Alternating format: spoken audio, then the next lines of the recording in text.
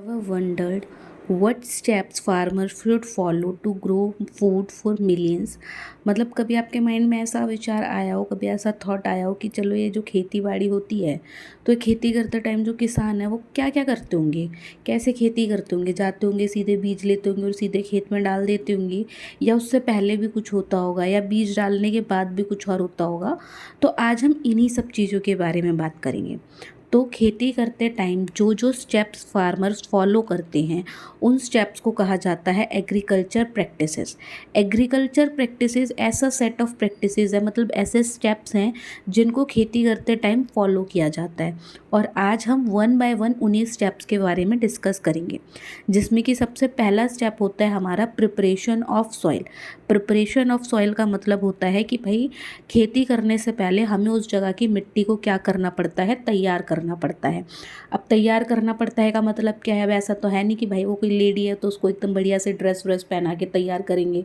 तैयार करना पड़ता है का मतलब होता है कि ज़मीन जो होती है वो ऊबड़ खाबड़ हो जाती है, तो उस ऊबड़ खाबड़ ज़मीन को समतल एक लेवल पर बनाना होता है।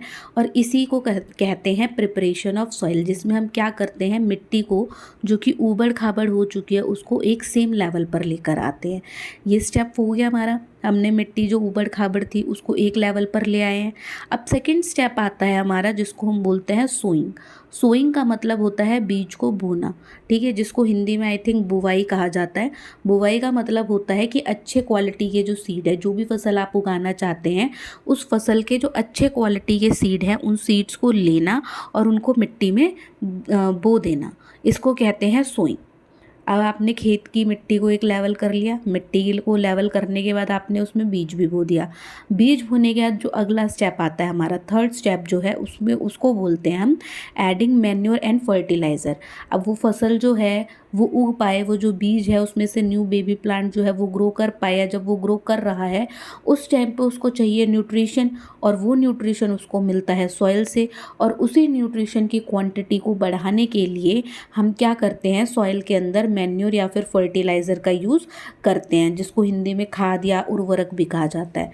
तो खाद या उर्वरक को मिट्टी में मिलाने से फ़ायदा क्या होता है कि मिट्टी के अंदर के जो न्यूट्रिएंट है ना वो बढ़ जाते हैं, और मिट्टी के अंदर के न्यूट्रिएंट बढ़ते हैं तो अल्टीमेटली जो हमारे फसल है, जो हमारे पौधे हैं, उन पौधों को मिलने वाला जो न्यूट्रिएंट है वो बढ़ जाता है। तो यहाँ पर थर्ड स्टेप भी हमारा क्लियर हो गया।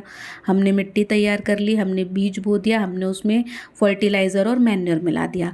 अब आता है हमारा फोर्थ स्टेप, जिसको हम बोलते हैं इरिगेशन, यानी कि सिंचाई।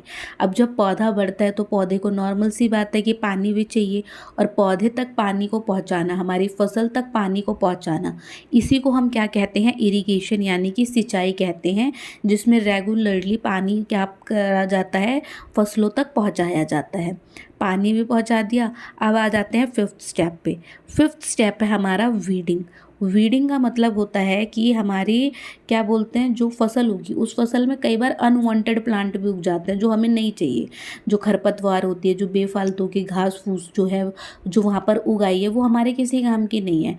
उल्टा वो उस जगह पर आई हुई है तो वो पानी के लिए, रिसोर्सेज के लिए, खाद के लिए, हर चीज़ के लिए हमारी फसल से कंपटीशन कर रही है। और इससे क्या होगा कि जो फसल जो है जिसको हम उगाना चाह रहे हैं उसके पास रिसोर्सेज कम अमाउंट में आएंगे, और इससे हमारी फसल जो है, हमारी जो क्रॉप है वो अफेक्ट हो जाएगी। इसीलिए वीड्स को रिमूव करना बहुत ज़्यादा ज़रूरी होता है। तो जितने भी अनवांटेड प्लांट है जो हम नहीं चाहते कि वहाँ पर हो, उनके रिमूविंग को हम क्या कहते हैं, वीडिंग कहते हैं। वीडिंग के बाद अगला आता है हमारा हार्वेस्टिंग। हार्वेस्टिंग का मतलब क्या होता है, हार्वेस्टिंग का मतलब होता है कटाई, यानी कि जो फसल अभी तक हमने पूरी तैयार करी थी, मिट्टी तैयार करके, बीज बो के, उसमें खाद मिला के, उसकी सिंचाई करके, जो भी पूरा हमने प्रोसेस करा, उस प्रोसेस के बाद अब हमारी फसल जो है वो पूरी तरीके से पक के तैयार हो गई है, तो उसकी कटिंग कर लेना, उसको पौधे सहित काट लेना, उसको हम क्या कहते हैं, हार्वेस्टिंग।